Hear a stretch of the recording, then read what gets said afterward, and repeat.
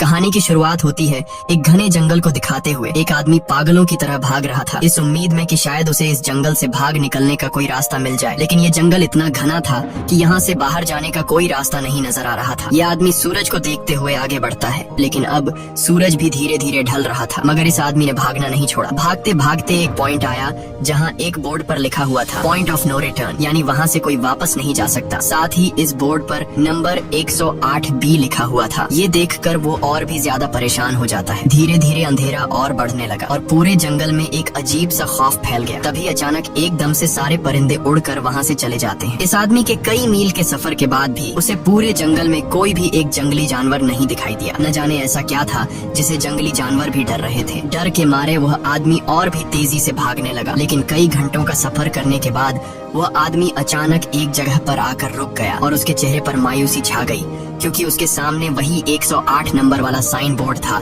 जिस पर लिखा हुआ था पॉइंट ऑफ नो रिटर्न। अब आदमी को समझ आया कि चाहे मैं जितना भी भागूं पर इस जंगल से निकल नहीं सकता। इसलिए अब वो वहाँ छुपने की जगह ढूंढने लगा, लेकिन वहाँ उसे छुपने के लिए कोई सेफ जगह नहीं मिली। इसीलिए अब वो पेड़ के ऊपर चढ़ जाता है, पर तभी उस पेड़ की टहनी टूट गई, जिससे वो आदमी काफी ऊंचाई से नीचे जमीन पर आ गिरा। पेड़ से गिरने के बाद वो बहुत ज्यादा जख्मी हो चुका था। उसे काफी गहरी चोटें आई। इससे पहले कि वो बेहोश हो जाता तभी अचानक जमीन हिलने लगी और अजीब सी गुर्राने की आवाजें आने लगी। वो आवाजें सुनकर आदमी के गले में सांसें अटक गई। तभी अचानक कोई उसे खींच कर ले गया। खींचने वाला कौन था ये नहीं दिखाया गया, लेकिन हमें उस आदमी की दर्द भरी चीखें सुनाई दी गई। इस इंसिडेंट के 6 दिन बाद हमें शहर में मीना नाम की एक लड़की को दिखाया जाता है जो एक बर्ड शॉप में काम करती है। तभी उसका बॉस आता है और मीना को एक गोल्डन पैरट को शहर से दूर एक जू में डिलीवर करने का ऑर्डर देता है। मीना बॉस की बात को मानते हुए अब उस पैरट को डिलीवर करने जाती है। मीना गाड़ी में बैठकर अपने मोबाइल में उस जू का लोकेशन सेट कर लेती है और अपने सफर पर निकल पड़ती है। शहर से बाहर निकलने के बाद वो एक बोर्ड पर बहुत सारे लोगों के मिसिंग फोटोज देखती है, यानी वहाँ पर कई सारे लोग गायब हो चुके थे। लेकिन मीना उन पर ज्यादा ध्यान नहीं देती और आगे बढ़ने लगती है। आगे बढ़ते दौरान मीना शॉर्टकट लेते हुए जंगल के रास्ते से गुजरती है ताकि वो जल्दी से इस पैरट को जू तक डिलीवर कर दे। और वो पहुँच गई जंगल के बीचों बीच। ये वही जगह है जहाँ हम पहले एक आदमी को गायब होते देख चुके हैं। वहाँ आकर मीना बुरी तरह से फंस चुकी थी। वो अपने मोबाइल पर मैप देखती है, लेकिन वहाँ मोबाइल के सिग्नल नहीं आ रहे थे और उसके कार का रेडियो भी काम नहीं कर रहा था। मीना अब वहाँ से वापस निकलने लगी, लेकिन अब उसे वहाँ से बाहर निकलने का रास्ता समझ नहीं आ रहा था। थोड़ी देर बाद मीना की गाड़ी भी खराब हो गई। मीना गाड़ी से बाहर निकलती है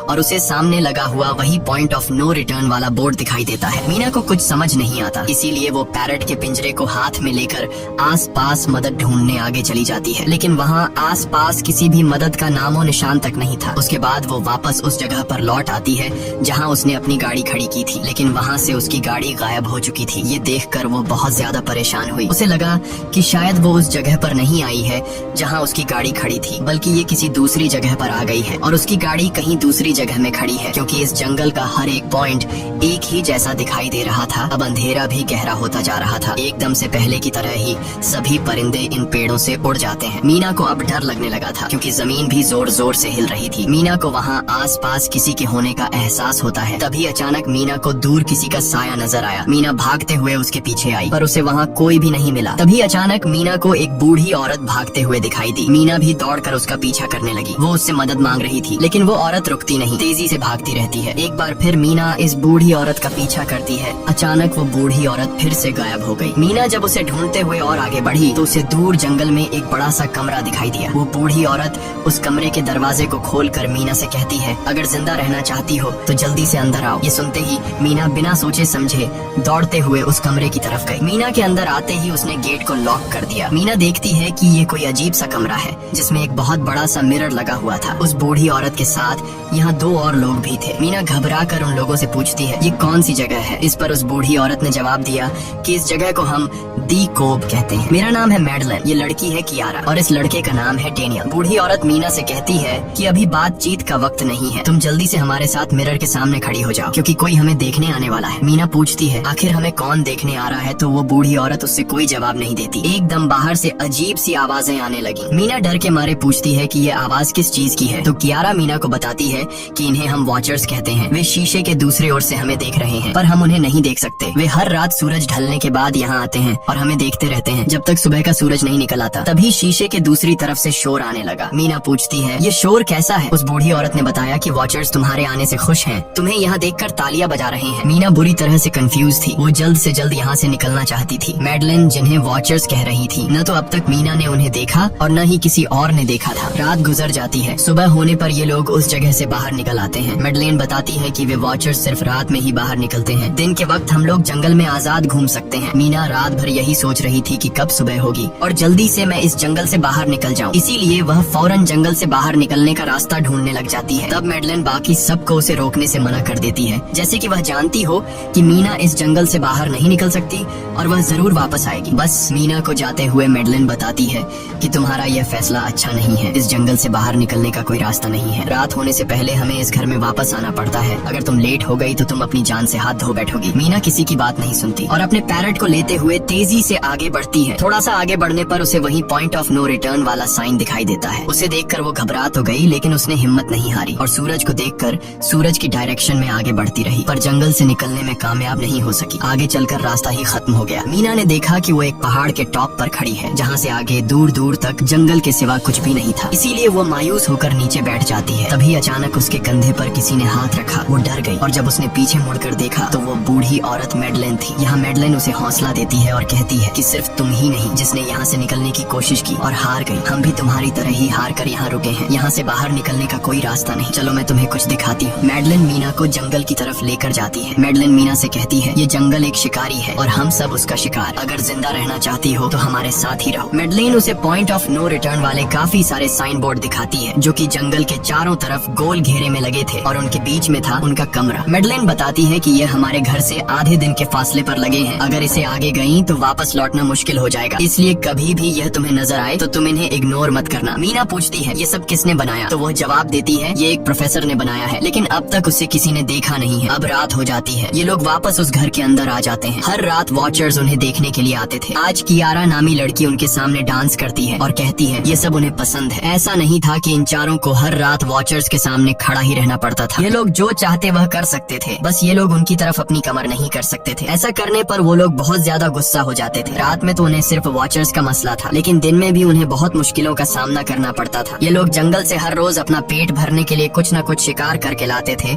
जिससे उनका गुजारा हो जाता। अगले दिन कियारा और मीना दोनों जंगल में शिकार करने जाती हैं। मीना कियारा से पूछती है कि आखिर ये वॉचर्स चाहते क्या है। कियारा बताती है मुझे भी कुछ खास नहीं पता, लेकिन मैडलाइन कहती है कि ये वॉचर्स हमें देखते हैं, हमें ऑब्जर्व करते हैं, लेकिन अगर हमने वॉचर्स को देखा तो हम पागल हो जाएंगे, क्योंकि वॉचर्स बहुत ही खूंखार दिखते हैं। कियारा अब उसे एक गड्ढा दिखाती है और कहती है ऐसे बहुत से गड्ढे इस जंगल में मौजूद हैं। दिन के वक्त सारे के सारे वॉचर्स उन गड्ढों में रहते हैं और रात में वो यहाँ से बाहर निकल आते। दिन के वक्त ये लोग इसलिए बाहर नहीं आ सकते क्योंकि सूरज की रोशनी उनकी स्किन जलाती है। कियारा मीना को बताती है कि वो 5 महीने पहले अपने पति के साथ इस जंगल में आई थी और तब से वो दोनों यहाँ फंसे हुए थे, पर आज से 6 दिन पहले मेरा पति जंगल में रास्ता ढूंढने निकला है। मुझे उम्मीद है कि वो जरूर वापस आएगा और हम सबको यहाँ से सेफली ले जाएगा। यहाँ हमें मालूम होता है कि असल में कियारा का हस्बैंड वही आदमी था जिससे हमने मूवी के स्टार्ट में देखा था, जिसे कोई यहाँ से खींच कर ले गया और अब वो मारा जा चुका है। इस तरह से बातें करते हुए ये दोनों कमरे के पास वापस लौट आए। यहाँ मैडलेन ने मीना को 3 रूल समझाती है जिंदा रहने के लिए। सबसे पहला ये कि वो रात के वक्त घर का दरवाजा नहीं खोलेगी। दूसरा, रात में वो आईने की तरफ अपनी कमर नहीं करेगी। और तीसरा ये कि दिन के वक्त वो उन गड्ढों के पास नहीं जाएगी और जितना हो सके रोशनी में रहेगी। जब तक तुम इन रूल्स को फॉलो करोगी तब तक तुम जिंदा रहोगी। लेकिन मीना को मैडलाइन की बातों पर बिल्कुल भी भरोसा नहीं होता। अब उस रात मीना इन वॉचर्स के बारे में जानना चाहती थी, इसीलिए वो शीशे के साथ कान लगाकर आवाजें सुनने की कोशिश करती है। जब उसे कुछ सुनाई नहीं देता तो मीना को मैडलाइन की बताई गई वॉचर्स की बातें फेक लगने लगती हैं। इसलिए वह रूल्स को तोड़ते हुए अपनी कमर को शीशे की तरफ करके सो जाती है और ऐसा करने पर इन वॉचर्स को गुस्सा चढ़ जाता है। वो लोग जोर जोर से उस शीशे को मारने लग जाते हैं। शोर से मैडलाइन भी उठ जाती है और वह जल्दी से मीना को शीशे की तरफ खड़े रहने को कहती है और तब जाकर वो वॉचर्स का गुस्सा शांत होता है। यानी जब इंसान वॉचर्स को अपनी पीठ दिखाते हैं तो वह उसे खुद की इंसल्ट मानने लगते हैं। ये रात भी गुजर जाती है और अगले दिन मीना डेनियल के साथ शिकार शिकार पर निकलती है। वो डेनियल से पूछती है, क्या आज तक तुमने किसी वॉचर को देखा है? जिस पर डेनियल ने जवाब दिया कि मैंने भी आज तक वॉचर्स को नहीं देखा और जो भी वॉचर्स को देखता है वो जिंदा नहीं बच पाता। तब मीना डेनियल को समझाती है कि मुझे लगता है कि ये सब मैडलाइन की बनाई हुई कहानियां हैं जिसके अंदर वो हमें फंसा रही है। हमें जरूर उन गड्ढों को जाकर चेक करना चाहिए, शायद हमें यहाँ से बाहर जाने का कोई रास्ता मिल जाए। डेनियल भी यहाँ रहकर बहुत ज्यादा तंग हो चुका था और वो भी किसी तरह से रास्ता ढूंढकर इस जंगल से भाग निकलना चाहता था, इसलिए वो मीना की बात मान लेता है और वो दोनों गड्ढे के पास पहुँच जाते हैं। अब मीना अपने आप को रस्सी से बांधकर इस गड्ढे के अंदर उतरती है। रस्सी का दूसरा सिरा डेनियल ने पकड़ा हुआ था ताकि अगर मीना को कुछ भी हो वो जल्दी से मीना को बाहर की तरफ खींच ले। मीना नीचे गड्ढे में पहुंच जाती है जहां उसे बहुत सारा इंसानों का सामान मिलता है। मीना उस सामान को इकट्ठा कर लेती है। ये सारा सामान उन लोगों का था जो जंगल में वॉचर्स के शिकार हो चुके थे। डेनियल रस्सी के सहारे कैमरा, साइकिल और जरूरत का सारा सामान को बाहर ले आता है। मीना अब नीचे इंतजार करती है कि डेनियल कब रस्सी नीचे फेंकेगा और मैं ऊपर चली जाऊंगी। और इससे पहले कि मीना उस गड्ढे से बाहर निकल पाती, उसे गड्ढे के अंदर किसी के आने की हलचल सुनाई देती है। मीना जल्दी से डेनियल को रस्सी नीचे फेंकने की आवाज देने लगती है, लेकिन तभी मीना को पकड़ने के लिए एक वॉचर का हाथ बढ़ने लगता है। पर मीना धूप में खड़ी थी, इसलिए जब उस वॉचर के हाथ पर सूरज की रोशनी पड़ी तो उसका हाथ जलने लगा। इतने में डेनियल ने नीचे मीना के पास रस्सी फेंकी और मीना फौरन जल्दी से बाहर निकल आई। मीना पूरी तरह से डर गई थी। ये लोग उस सारे सामान को लेकर अपनी सेफ हाउस में आ गए, जहाँ मैडलन ने उससे पूछा, ये सामान तुम्हें कहाँ से मिला? ये लोग झूठ बोल देते हैं कि ये सामान उन्हें इस जंगल से मिला। मैडलन को इस जंगल में रहते हुए बहुत अरसा गुजर चुका था। वो जानती थी कि ये सामान उसे जंगल से नहीं बल्कि एक गड्ढे से मिला होगा। वो मीना से पूछती है, बताओ तुमने गड्ढे के अंदर क्या देखा? लेकिन मीना उसे कुछ नहीं बताती। ये लोग बहुत खुश थे कि आज रात ये लोग वॉचर्स को देख पाएंगे, क्योंकि मीना को गड्ढे के अंदर एक कैमरा मिला था। डेनियल किसी तरह जुगाड़ करके उस कैमरा को टीवी के साथ अटैच कर लेता है ताकि ये लोग भी टीवी पर वॉचर्स को देख पाए। मैडलन बार बार उन्हें समझाती है कि ये तुम लोग गलत कर रहे हो, लेकिन ये दोनों उसकी एक बात भी नहीं सुनते। आज रात ये लोग वॉचर्स के इंतजार में बैठे थे ताकि उन्हें वो देख पाए, लेकिन काफी रात होने के बावजूद भी आज कोई वॉचर उन्हें देखने नहीं आया और अब कुछ देर बाद उनके साथ कुछ अजीब सा होने वाला था। ये लोग बातचीत में मसरूफ थे कि तभी उनका दरवाजा खटखटाया जाता है, यानी दरवाजे पर किसी ने दस्तक दी। उन्होंने जल्दी से टीवी की तरफ देखा तो वहाँ उन्हें इंसानी टांगे दिखाई दे रही थी। बाहर जो कोई भी था वो कियारा के हस्बैंड की आवाज में बात कर रहा था और वो जल्दी से दरवाजा खोलने को कह रहा था। कियारा को लगा कि जरूर उसका हस्बैंड यहाँ से बाहर निकलने का रास्ता ढूंढ आया है। वो जल्दी से उठकर दरवाजा खोलने के लिए जाती है, लेकिन मैडलेन बीच में आकर दरवाजा खोलने नहीं देती। वो कहती है कि मैं जानती हूँ बाहर तुम्हारा हस्बैंड नहीं है, क्योंकि मैडलेन जानती थी कि रात के इस अंधेरे में कोई भी इंसान इस कमरे तक नहीं पहुँच सकता। लेकिन कियारा को मैडलेन की बातों पर यकीन नहीं होता और वो दरवाजा खोलने की कोशिश करती है, जिसके बाद मैडलेन कियारा से कहती है कि वो तुम्हें फंसा रहा है, तुम उसका इम्तिहान ले लो, तुम उसे कोई ऐसी बात पूछो जिसके बारे में सिर्फ तुम या तुम्हारा हस्बैंड जानता हो। कियारा बाहर खड़े हुए इंसान से एक किताब के बारे में सवाल करती है जिसके बारे में उसे पता होना चाहिए था, लेकिन जब बाहर खड़ा हुआ इंसान कोई जवाब नहीं देता तो ये समझ जाते हैं कि ये वॉचर ही है। ये लोग जब दरवाजा नहीं खोलते तो वॉचर उनके बाहर लगाए हुए कैमरा को तोड़ देता है और यहाँ हमें एक बात पता चलती है कि वॉचर्स इंसान के रूप में भी खुद को बदल सकते हैं। वॉचर्स उनकी इस हरकत पर बहुत ज्यादा गुस्सा हो गए थे। वे बहुत तेजी से शीशे को मारने लगे, जिससे शीशे में एक बड़ा क्रैक भी आ जाता है। लेकिन यहाँ मैडलेन समझदारी दिखाते हुए सबको लाइन से शीशे की तरफ खड़ा कर देती है, जिससे वॉचर्स का गुस्सा थोड़ा बहुत ठंडा हो जाता है और वे वहाँ से चले जाते हैं। अब यहाँ मीना मैडलेन को बताती है कि हमने गड्ढे में से ये सारा सामान चुराया था। ये सुनकर मैडलेन बहुत ज्यादा गुस्सा हो जाती है कि तुम लोगों ने दूसरा रूल भी तोड़ दिया। अगली सुबह मैडलेन उस गड्ढे से लाया हुआ सारा सामान उठाकर वापस उसी गड्ढे में फेंक देती है, जिससे उन वॉचर्स का गुस्सा थोड़ा शांत हो जाता है। मगर अब इन लोगों को जंगल में बहुत ही ज्यादा अजीब चीजें दिखाई देना चालू हो गई थी और उसका सबसे ज्यादा असर डेनियल पर होता है। डेनियल अचानक बात बात पर बहुत ज्यादा गुस्सा करने लग जाता है। दूसरी तरफ कियारा, जिससे पहले उम्मीद थी कि उसका हस्बैंड जिंदा है और वो यहाँ आकर उसे यहाँ से बचा लेगा, लेकिन अब उसे पता चल चुका था कि उसका हस्बैंड अब वापस नहीं आएगा, जिसकी वजह से वह अंदर ही अंदर पूरी तरह से टूट चुकी थी और वो डिसाइड करती है कि वह वॉचर्स के इन गड्ढों में कूद कर अपनी जान दे देगी, क्योंकि अब उसके पास जीने की कोई वजह नहीं रही। वह ऐसा करने ही वाली होती है कि मीना आकर उसे बचा लेती है। इसी बीच हम देखते हैं कि डेनियल मैडलेन की तरफ अजीब तरह से देख रहा होता है और वह गुस्से में आकर मैडलेन को पेड़ के साथ बांध लेता है। डेनियल ने कहा कि अब मैं इस बुढ़िया के कोई रूल्स नहीं मानूंगा, अब यहाँ सिर्फ मेरी बात मानी जाएगी। अब रात होने वाली थी, इसलिए डेनियल कमरे की तरफ भागा और कियारा भी उसके पीछे भागी, लेकिन मीना मैडलेन के पास आई और उसकी रस्सियाँ खोलने लगी। दूसरी तरफ डेनियल ने कियारा को लेकर कमरे का दरवाजा अंदर से बंद कर दिया और मीना और मैडलेन को बाहर वॉचर्स के लिए छोड़ दिया। मीना और मैडलेन डेनियल से दरवाजा खोलने के लिए गिड़गिड़ाते रहे। डेनियल से रिक्वेस्ट करते हैं कि प्लीज दरवाजा खोल दो, लेकिन डेनियल ने दरवाजा नहीं खोला। अब बाहर चारों तरफ अंधेरा छा गया और वॉचर्स के आने का टाइम हो गया, इसलिए अब मजबूरन उन्हें अपनी जान बचाने के लिए एक घने पेड़ के नीचे रहकर छिपना पड़ा। थोड़ी देर बाद उन्हें वॉचर्स की गुराने की आवाजें आने लगी। इस टाइम मीना और मैडलेन के साथ हमें भी उन वॉचर्स की एक झलक दिखाई जाती है। ये लोग लंबे पतले और खतरनाक थे। सब अपने अपने गड्ढों से निकलकर इंसानों को देखने के लिए उस सेफ रूम तक पहुंचते हैं, और जब ये लोग देखते हैं कि मीना और मैडलेन वहाँ नहीं है, तो वो उनको खाने के लिए जंगल में ढूंढने लग जाते हैं। और जब ये वॉचर्स दूर जाते हैं तो मौके का फायदा उठाते हुए ये दोनों फिर से सेफ रूम तक आ जाते हैं और डैनियल से रो रो कर दरवाजा खोलने को कहते हैं। इस बार डैनियल के दिल में रहम जाग जाता है और वो उनके लिए दरवाजा खोल लेता है। अब अंदर जाने के बाद पहले तो मैडलेन डैनियल पर गुस्सा करती है और फिर इन सबको शीशे के सामने खड़ा करके वॉचर्स के बारे में कुछ बातें बताती है। मैडलेन ने कहा कि अब तक हम बहुत से रूल्स तोड़ चुके हैं, इसलिए मुझे नहीं लगता कि इस बार वॉचर्स हमें माफ करेंगे। मैं तुम लोगों को वॉचर्स के बारे में कुछ सच्चाई बताना चाहती हूँ। दरअसल मैं जब यहाँ पहली बार आई थी तो मैंने कुछ ऐसा देखा जिससे मेरे होश उड़ गए। मैंने अपना ही एक डुप्लीकेट देखा। असल में वो एक वॉचर था जो मेरा रूप लेने की कोशिश कर रहा था। हालांकि उसकी आंखें और बाल बिल्कुल परफेक्ट नहीं थे। मीना ने पूछा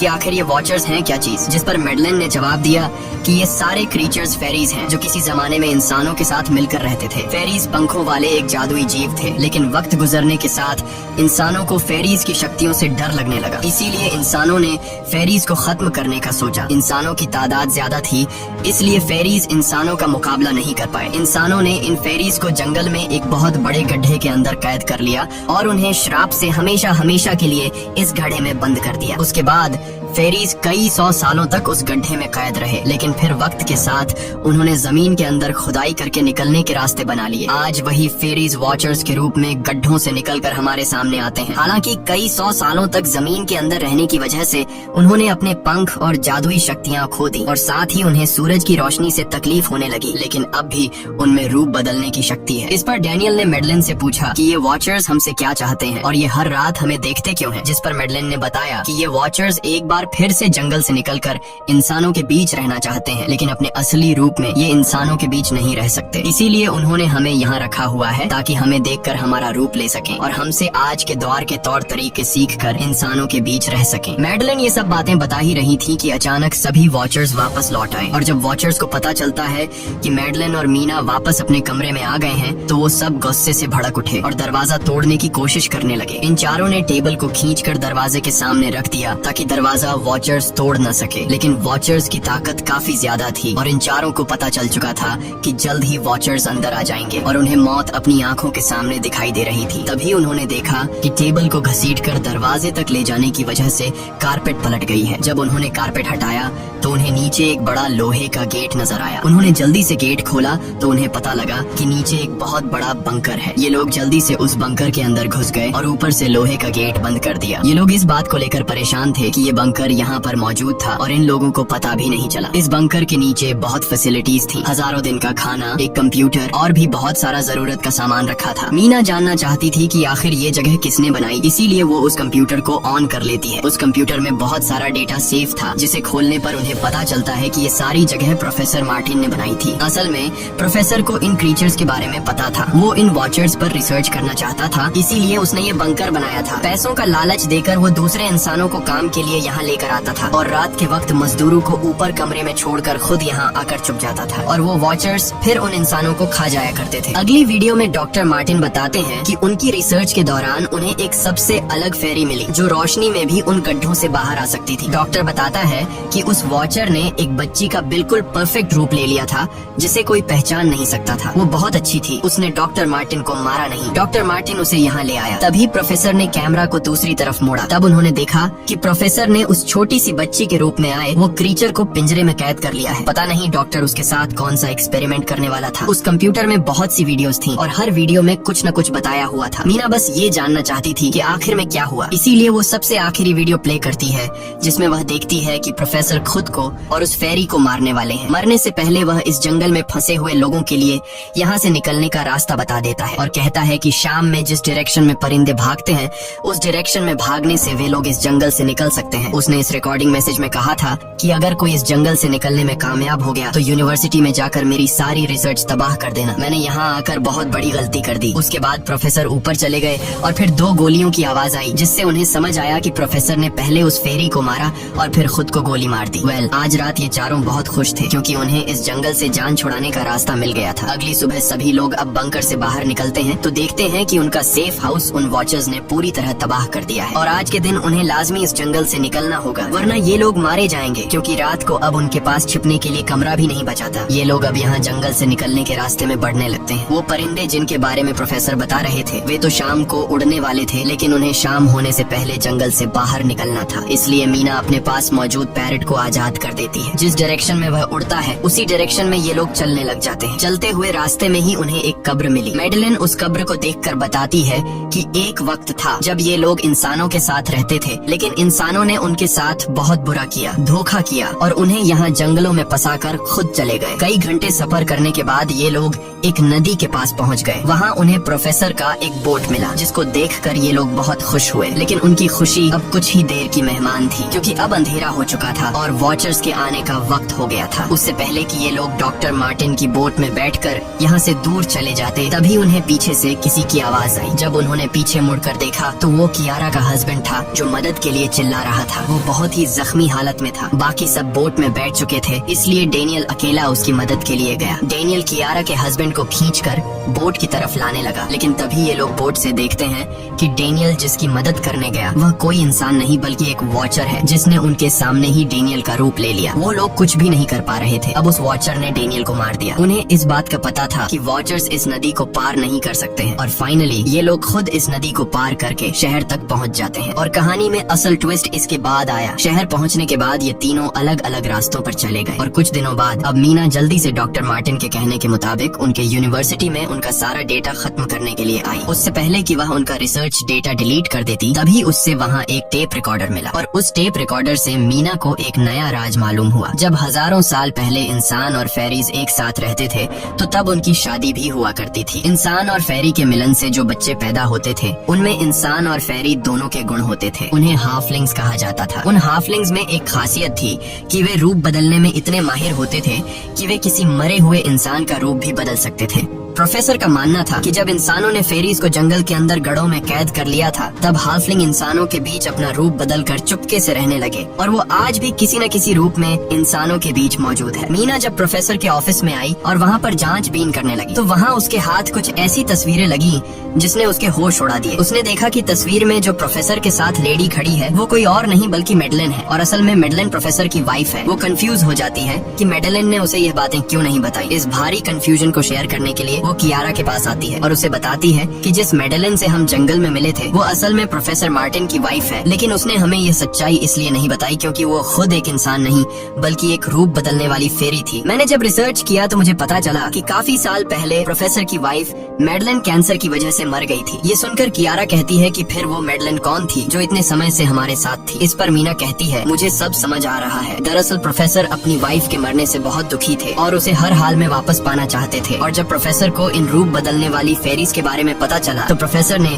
उस रूप बदलने वाली फेरी को पिंजरे में कैद किया जो एक बच्ची का परफेक्ट रूप लेकर उनके पास आई थी। प्रोफेसर ने अपनी वाइफ की फोटो दिखाते हुए उस फेरी को अपनी वाइफ मैडेलिन जैसा बना दिया क्योंकि वो फेरी बाकी फेरीज से अलग थी। वो दिन में भी बाहर आ सकती थी। मीना ने कहा कि मैंने मैडेलिन को यहाँ बुला लिया है, हमें किसी तरह से करके उसे वापस जंगल भेजना होगा। तभी एक कार वहाँ आकर रुकी। जब उस कार से जो इंसान उतरा उसे देखकर मीना के गले में सांस अटक गई। वो कियारा थी, यानी कि अब तक जो मीना के साथ थी वो मैडेलिन थी। उसने कियारा का रूप ले रखा था। कियारा जैसे ही घर के अंदर आई तभी मैडेलिन ने कियारा के हस्बैंड के रूप में बदलकर उसे बेहोश कर दिया। मीना ने मैडेलिन से कहा आखिर तुम चाहती क्या हो, जिस पर मैडेलिन गुस्से में आकर कहा मैं फेरीज की सबसे अलग मखलूक हूँ। मेरे सभी साथी बचपन से मुझे चिढ़ाते थे, वो मुझे अपने साथ नहीं रहने देते क्योंकि मैं सबसे अलग थी। मैं उस जंगल में अकेली पड़ चुकी थी और मैं उस जंगल से निकलकर बाहर लोगों के साथ मिलकर रहना चाहती थी। फिर एक दिन प्रोफेसर उस जंगल में आया, उसने मुझे पिंजरे में कैद कर लिया। उसने मुझसे कहा कि अगर मैं उसकी वाइफ का रूप ले लूं तो वह मुझे जंगल जंगल से बाहर ले जाएगा। मैंने उसकी बात मान ली। प्रोफेसर ने मुझे मेडलिन की सारी बातें सिखाई और बाद में उस धोखेबाज प्रोफेसर ने मुझे मारने की कोशिश की, लेकिन उससे पहले कि वो मुझे मार पाता मैंने उसे ही मार डाला। तुम इंसान कभी भी भरोसे के लायक नहीं थे और न ही रहोगे। अब तुम भी मेरी सच्चाई जान चुकी हो, इसलिए तुम्हें भी मरना होगा और तुम्हें मारने के बाद मैं तुम्हारे रूप में इंसानों के बीच रहूंगी। यह कहकर मेडलिन ने मीना का रूप ले लिया और उसका गला दबाकर उसे मारने लगी। तब मीना ने मेडलिन से कहा कि क्या प्रोफेसर ने तुमसे यह नहीं कहा कि तुम क्यों दिन में निकल सकती हो? असल में तुम हाइब्रिड हो, आधी इंसान और आधी फेरी, इसीलिए तुम इंसानों और फेरीज के बीच रह सकती हो। मुझे पता है कि दुनिया में अकेला रहना कैसा होता है, लेकिन तुम अकेली हाफलिंग नहीं हो। तुम्हारे जैसे और भी हाफलिंग्स हैं जो किसी न किसी रूप में इंसानों के बीच रह रहे हैं। इस सच्चाई का पता चलते ही मेडलिन का शरीर अचानक अपने असली रूप में आने लगा। देखते ही देखते उसके पंख निकल आए, जिसके बाद वो मीना को यहीं पर छोड़कर यहाँ से उड़ जाती है। इसके बाद कुछ हफ्तों के बाद का सीन दिखाया जाता है, जहाँ मीना अपनी सिस्टर के साथ रहने लगी है। उसने अपनी सिस्टर को बताया कि शायद वो फेरी अभी भी मेरा पीछा कर रही है। तब मीना की सिस्टर उसे कहती है कि तुम डरो मत, ऐसा कुछ नहीं है। और कहानी के एंड में हम एक छोटी बच्ची को देखते हैं जो कि उस वक्त मीना के घर के नीचे खड़ी थी। ये कोई और नहीं बल्कि मेडलिन थी, जो अब उनके दुनिया में उस रूप में रह रही है। और इसी के साथ ये कहानी खत्म हो जाती है। अगर आपको ये वीडियो अच्छी लगी हो तो हमारे चैनल को सब्सक्राइब और वीडियो को लाइक जरूर कीजिएगा।